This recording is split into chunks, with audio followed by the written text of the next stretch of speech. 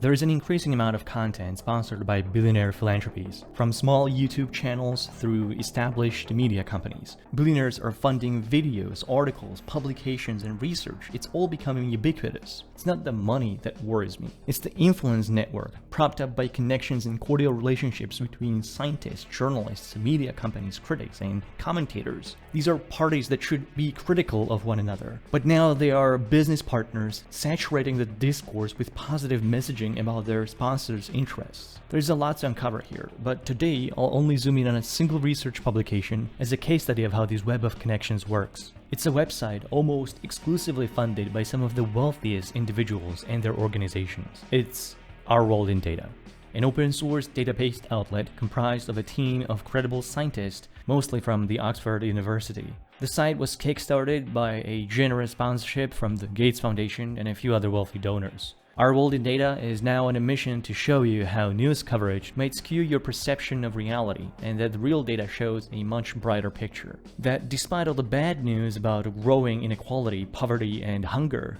we should all be optimistically looking forward to a bright future. They write clear and concise articles about these complex global issues, but they rarely provide any of their own data. Most of their work just recycles information from more authoritative international organizations, such as the United Nations or the World Bank. That's not an issue on its own. The power of Our World in Data isn't in its data, but in how engaged the publication is in getting their perspective into the mainstream.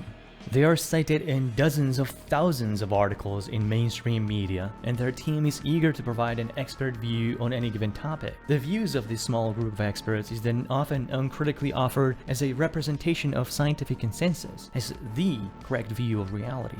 But if you dive deep into the broader academic literature on any of these stories, you will find plenty of contention with their perspectives. The work of Our World in Data has been openly criticized by other scientists multiple times in the past. Today, I'll show you one such story, a case study in how powerful interests hijack control of global food supply, and how the ignorance of Our World in Data perspectives exacerbates the injustice caused by the big agrochemical industry. That's a big claim, so please hear it all through the end. I'm not on the billionaire payroll, so I don't need to worry about biting the hand that feeds me. I am worried though about being able to do this, mostly thanks to YouTube's attempted murder of my channel, with Patreon barely keeping me on life support. My only hope is that you see enough value in my research that you decide to keep me alive and perhaps even grow. That's enough, let's take the leap of doubt.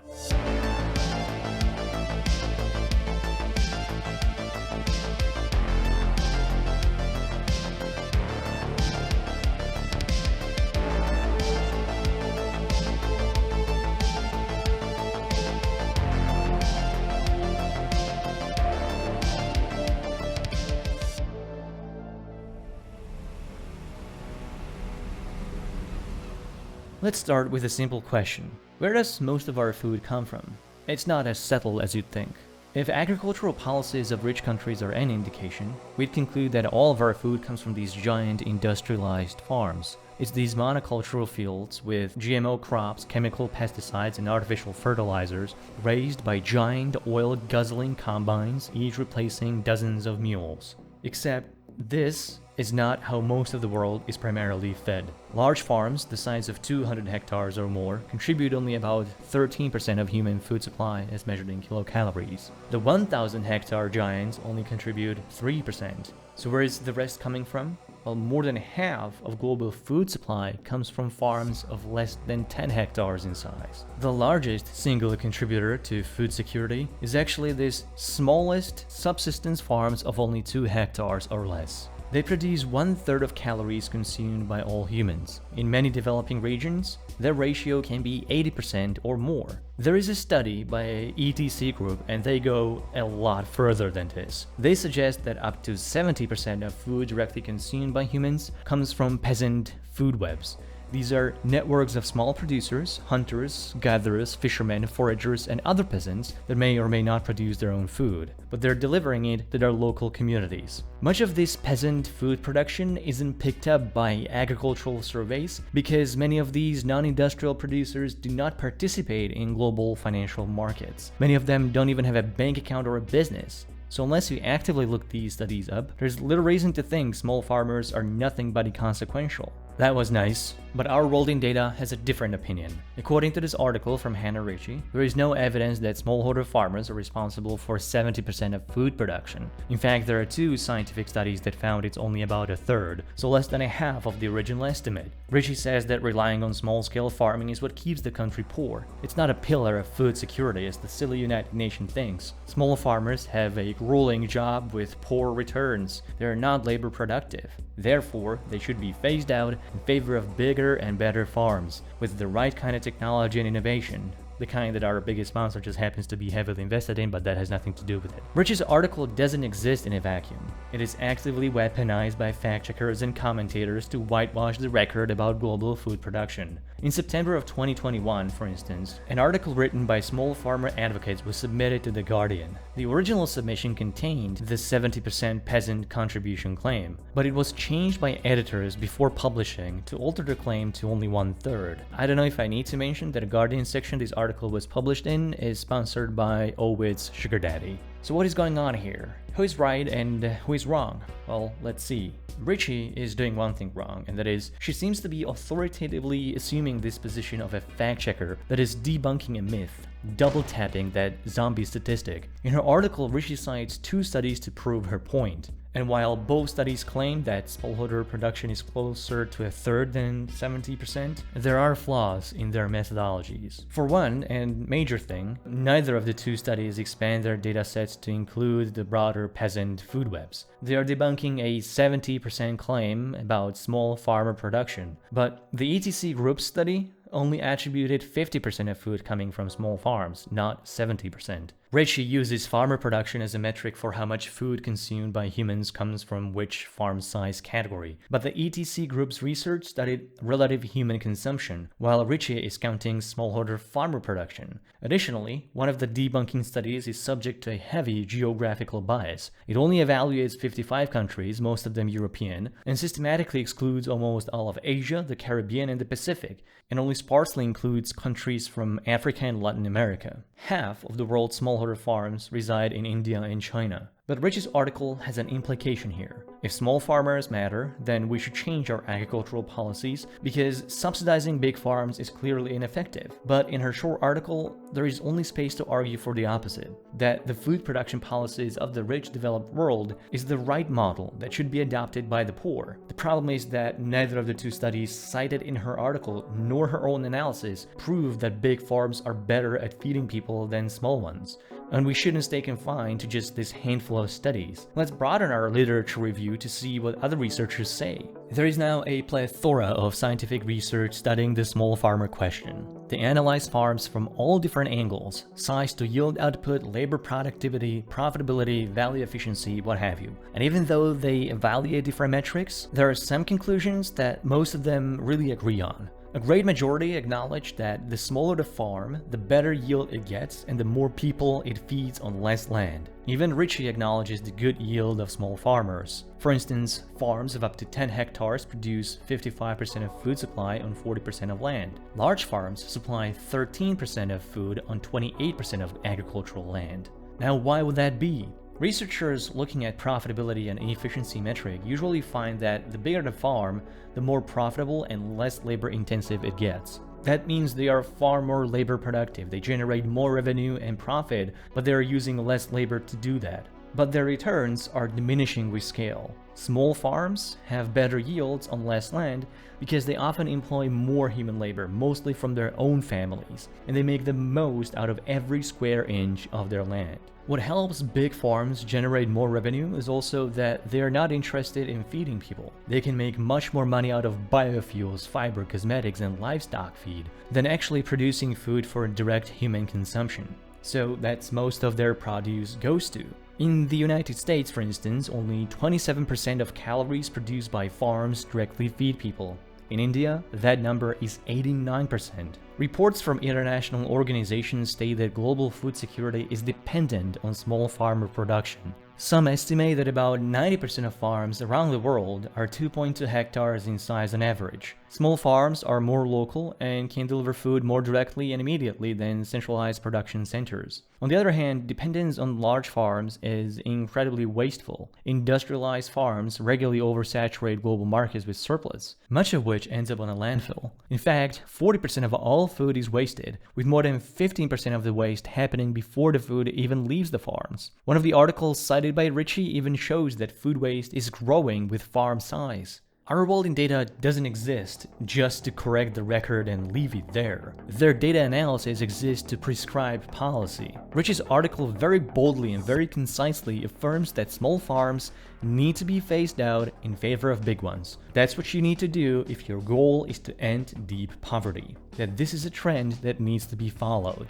But this is not a trend that occurred naturally, as if the spirit of competition slowly weeded out losers from winners. The official policy to fuck small farmers has been lobbied for since at least the middle of the last century. Modern agriculture is rigged against small and independent farmers in every part of the world. The most powerful players, Western Europe, the United States, OECD producers, use trade deals, the World Bank, the IMF, the World Trade Organization, to aggressively push their business model on everyone. This model surrenders all food security to a few giant production centers in a handful of countries whose governments subsidize big farms to lower their prices and incentivize foreign exports. Thanks to these subsidies, the giant industrialized farms sell their produce well below their market value, which causes small farmers to lose income and local economies to lose domestic production. All of this must go on under a strict pattern regime, where participating governments have to uncompromisingly pursue the same policy of prosecuting infringement and incentivizing foreign trade. The agrochemical lobby has played a major role in pursuing this policy for decades. They have successfully introduced changes to patent laws that gradually expanded protections to include genetic research and agricultural products. Today, their lobby is being assisted by billionaire philanthropies such as the Gates Foundation. Gates charity has poured millions into advocacy for technologies and innovations spawned by the agrochemical giants. This powerful grant-making machine doesn't just donate to charities, but also to for-profit businesses like media companies. They rarely turn down the offer and happily make uncritical content about the interests in which Gates happens to hold major investments in. These outlets often talk about technologies and innovations as solutions to our problems, but they rarely, if ever, critique the model under which these technologies are supposed to be introduced. That's the biggest problem I have with this white savior complex. It's that their model venerates insane ideas and is not even remotely considered that they might be a part of the problem. Industrialized farming is dependent on this idea that seed should be a patentable product, heavily guarded by intellectual property laws. That means farmers are no longer allowed to save seed they purchase from the big agro. They have to, by contract, repurchase new batch of seeds every year. The patented seeds are now a part of a platform. They've been genetically engineered to resist only one kind of herbicide, and they just happen to sell that herbicide. And you wondered where Apple got their walled garden idea from. Oh, but this patent system is justified, because now big chemical companies have incentives to invest in food products and solve world hunger. But they don't invest in products to eradicate hunger. They invest in seed hybrids that lose yield potential and vigor every subsequent harvest, thus forcing farmers to come back for a new stock of commercial seed. Even better, they now develop so-called Terminator technology that makes seeds incapable of reproducing. A final solution to the patent infringement question. Nothing could ever go wrong with that. That's where most of this private research and development funding goes to. In contrast, when a public institution does research, they make a variety that is open-pollinated, mass-produce it, and cheaply distributed. But at least the corporations don't point a gun to your head, am I right? Governments are bad and all, but at least they used to breed seed and give it out to their farmers for free. It helped to decentralize food production and build up resilient genetic diversity in case of future calamities. We don't have any more diversity. Industrialized food chains and the patent regime have killed it. In just 50 years since the big agro has taken over, the world has lost 3/4 of plant genetic diversity. We have lost half of domestic animal breeds and more than 90% of crop varieties. Today, 60% of dietary energy is derived from just 3 crops: rice, maize, and wheat. Oh, but what am I talking about? There is now more people overfed than there are people underfed. That's something only an out-of-touch billionaire would say. There are now more people suffering from eating too much than from eating too little. Yeah, but that's not a good thing. Our food is less nutritious and more caloric. The big agro doesn't care, so they mass produce corn and wheat, and lo and behold, that becomes the major staple of Western diet. Our fruits and vegetables are less nutritious than they used to be, and industrialized food production is responsible for that. The high-yield varieties in monocultural fields quickly depleted natural soil nutrients. That problem was fixed by artificial fertilizers, but it only came at a price of more soil degradation. Introduction of pesticides only further exacerbated the problem by polluting our soils and waters. The super-hyper labor-productive tilling and harvesting methods of big farms have completely destroyed soil health. As a result, human-induced soil degradation now affects 35% of agricultural land. But wait a minute, what am I talking about? Hunger and poverty have been on the decline for decades. Just look at this graph. Global food production outpacing population since at least the 1960s. If anything, the Green Revolution, that's what they call this industrialization of agriculture, has been nothing but an absolute win. Sure, but here is another graph that illustrates this point. Hunger now affects almost 800 million people, a number that has been increasing for the better part of the last decade. It's not just in absolute amounts, the proportions have increased too. On top of that, additional 2.4 billion people are food insecure. That's a third of the global population that doesn't get adequate food supply. This graph perfectly illustrates the point global food experts have been making for decades. Industrialized food chains are not resilient. They are vulnerable to shocks, disasters, logistical failures. The COVID-19 pandemic, as well as the war in Ukraine, have brought hundreds of millions of people into the misery of hunger and poverty, not mainly in Ukraine, but in faraway places on the other side of the planet. And there have been conflicts and disasters happening all over the world that keep adding to this statistic. We have centralized our food systems and locked our dependence on this most basic need on a handful of concentrated production centers. Only 5 countries today account for 90% of global soybean and 2/3 of wheat and beef exports. The proprietary restrictions forbid farmers from decentralizing production, and developing countries are threatened by sanctions if they fail to enforce the WTO rules. So industrialized agriculture can't adapt to a crisis quickly enough, and traditional farmers are prevented from doing anything about it. You won't find any of these problems considered in Rich's article. The only concern is labor productivity, growth, and farm size. There is no mention of diversity or how destructive industrialized farming is to the environment. There is no talk of sustainability or resilience. No mention of the subsidy system undermining small farmers. The only solution is more big farms, less small farms. We don't need to wait for billionaires to solve our problems. We have them already. The UN has this great piece on ending all forms of malnutrition by 2030. I recommend that you read it. It's a policy prescription for the world governments, but our governments won't do shit unless their people force them to.